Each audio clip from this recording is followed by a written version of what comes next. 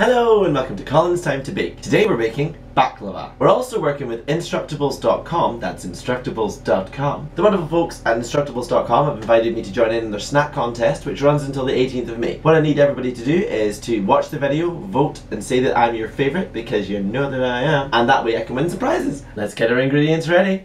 1, 2, 3.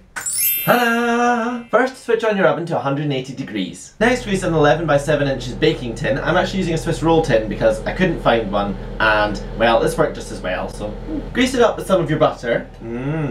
Butter. And then get the rest of your 150 grams of butter and put this in a microwave or a pan and heat until melted. I'm using ready rolled Filo pastry because it's much more convenient, and let's face it, no one's got time for that kind of stuff. Feel free to make it yourself, I'm not judging. Now you need 18 sheets of Filo pastry. When taking the Filo pastry out, be sure to roll it out and leave under a damp tea towel until you're ready to use it. Lay 10 sheets of Filo pastry down, and in between each layer you need to spread the hot melted butter.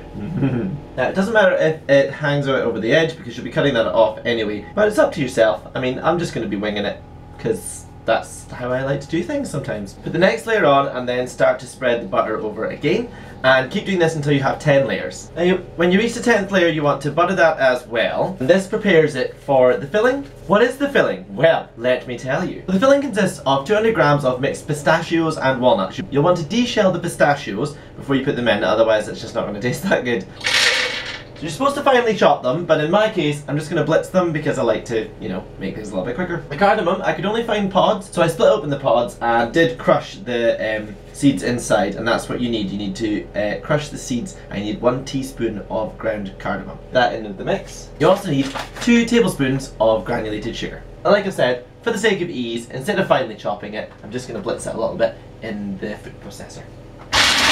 Now you don't want it to be like sand, you want it to have still a bit of coarse and a little bit of texture. So once it's all finely mixed in together, you want to pour this over your pre-made layers of Filo pastry. Let's spread them over, nice and even. And now it's back to layering. Now you want to add the remaining 8 layers on top of the mixture. Again, buttering in between each layer. Once you've put the top layers on, cut off the excess edges and then make a crisscross pattern in the top layers of the pastry. Like so. It's time to put it into the oven. Put it in for 20 minutes at the 180 degrees, and then after 20 minutes you want to turn the heat down to 150 and then cook it again for a further 40 minutes. Or until the pastry started to puff up and look golden brown.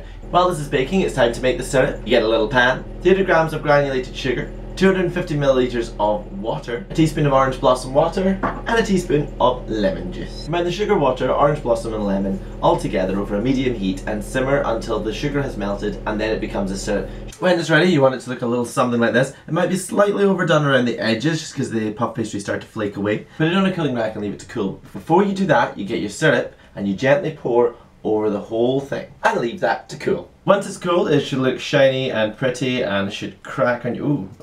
So what you need to do now is cut further into the diamonds, and then those are your pieces to eat. And there you have it, a lovely diamond shaped baklava. So you can follow me on Twitter, Facebook, Instagram, Vine, all the links are below. So my name is Colin, thank you very much for joining me on Colin's Time to Bake with Instructables.com. Don't forget to vote so I can win some prizes. Thank you very much, and we'll see you next time.